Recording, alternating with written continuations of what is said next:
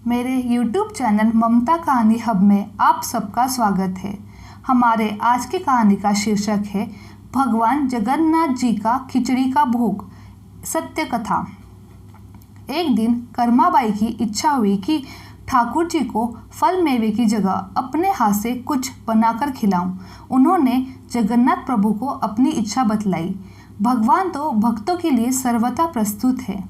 प्रभु जी बोले, माँ, जो भी बनाया है वही खिला दो, बहुत भूख लगी है। कर्माबाई ने खिचड़ी बनाई थी, ठाकुर जी को खिचड़ी खाने को दे दी। प्रभु बड़े चाव से खिचड़ी खाने लगे और कर्माबाई ये सोचकर भगवान को पंखा झलने लगी कि कहीं गर्म खिचड़ी से मेरे ठाकुर जी का मुंह ना जल जाए। संसार को अपने मुंह में समाने वाले भगवान को कर्माबाई एक माता की तरह पंखा कर रही है और भगवान भक्त की भावना में भाव विभोर हो रहे हैं। भक्तवत्सल भगवान ने कहा, माँ, मुझे तो खिचड़ी बहुत अच्छी लगी। मेरे लिए आप रोज खिचड़ी ही पकाया करें। मैं तो यहीं आकर खाऊंगा। अब तो कर्माबाई जी रोज़ सुबह उठती और सबसे पहले खिचड़ी बनाती, बाकी सब कुछ बाद में करती थी। भगवान भी सुबह सवेरे दौड़े आते ही कहते, माँ, जल्दी से मेरी प्रिय खिचड़ी लाओ। प्रतिदिन का यही क्रम बन गया। भगवान सुबह आते, भोग लगाते और फिर चले जाते। एक बार एक महात्मा कर्माबाई के पास आया। महात्मा ने उन्हें सुबह सुबह खिचड़ी बनाते देखा तो नाराज होकर कहा, माता जी, आप यहाँ क्या कर रही हो? सबसे पहले नहा धोकर पूजा पाठ करनी चाहिए, लेकिन आपको तो पेट की चिंता सताने लगती है। कर्माबाई बोली, क्या करूँ महाराज जी, संसार जिस भगवान की पूजा अर्चना कर रहा होता है वहीं सुबह सुबह भूखे आ जाते हैं। उनके लिए ही सब काम छोड़कर पहले खिचड़ी बनाती हूँ। महात्मा ने सोचा कि शायद कर्माबाई की बुद्धि फिर गई है। यह तो ऐसे बोल रही है जैसे भगवान इसकी बनाई खिचड़ी के ही भूखे बैठे हुए हैं। महात्मा कर्माबाई को समझाने लगे, माता जी, तुम भगवान को अशुद्ध कर रही हो। सुबह स्नान करने के बाद पहले रसोई की सफाई करो, फिर भगवान के लिए भोग बनाओ। अगले दिन कर्माबाई ने ऐसा ही किया। जैसे ही सुबह हुई, भगवान आए और बोले कि माँ, मैं आ गया हूँ, खिचड़ी लाओ। तब कर्माबाई ने कहा, प्रभु, अभी मैं स्नान कर रही हूँ, थोड़ा रुको।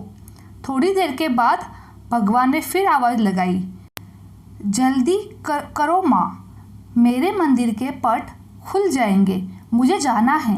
माँ फिर बोली, अभी मैं रसोई की सफाई कर रही हूँ।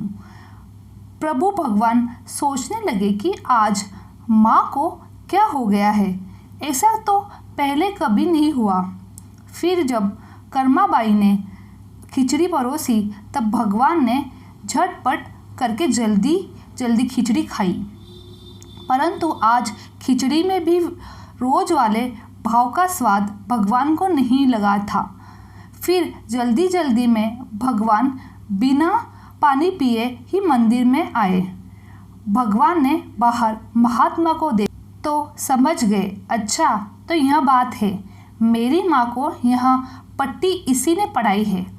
अब यहाँ ठाकुर जी के मंदिर के पुजारी ने जैसे ही मंदिर के पट खोले तो देखा भगवान के मुंह पर खिचड़ी लगी हुई है। पुजारी बोले, प्रभु जी, ये खिचड़ी आपके मुंह पर कैसे लग गई है? भगवान ने कहा, पुजारी जी, मैं रोज मेरी कर्माबाई के घर खिचड़ी खाकर आता हूँ। आप माँ कर्माबाई जी के घर जाओ और जो महात्मा उनके यहाँ ठहरे हुए उनको समझाओ, उसने मेरी माँ को गलत कैसे पट्टी पढ़ाई है। पुजारी ने महात्मा जी से जाकर सारी बात कही कि भगवान भाव के भूखे हैं। यह सुनकर महात्मा जी घबराए और तुरंत कर्माबाई से पास आकर कहा, माता जी माफ़ करो, ये नियम धर्म तो हम संतों के लिए है। आप तो जैसे पहले खिचड़ी बनाती हो वैसे ही बनाइए। आपके भाव से ही ठाकुर जी खिचड़ी खाते रहेंगे। फिर एक दिन आया जब कर्माबाई के प्राण छूट गए। उस दिन पुजारी ने मंदिर के पट खोले तो देखा भगवान की आंखों से आंसू है और प्रभु रो रहे हैं। पुजारी ने रोने का कारण पूछा तो भगवान बोले, पुजारी जी, आज मेरी माँ कर्माबाई इस लोक को छोड़कर मेरे निज लोक को विदा हो गई है। अब मुझे कौन खिचड़ी बनाकर खिलाएगा? पुजारी जी ने कहा, प्रभु जी, आपको माँ की कभी कमी महसूस नहीं होने देंगे। आज के बाद आपको सबसे पहले खिचड़ी का भोग ही लगेगा। इस तरह आज भी जगन्नाथ भगवान को खिचड़ी का भोग लगाया जाता है। अगर मेरी ये कहानी आपको अच्छी लगी तो please like, share and subscribe my YouTube channel. फिर मिलेंगे एक नई कहानी के साथ। तब तक के लिए धन्यवाद। जय श्री जगन्नाथ।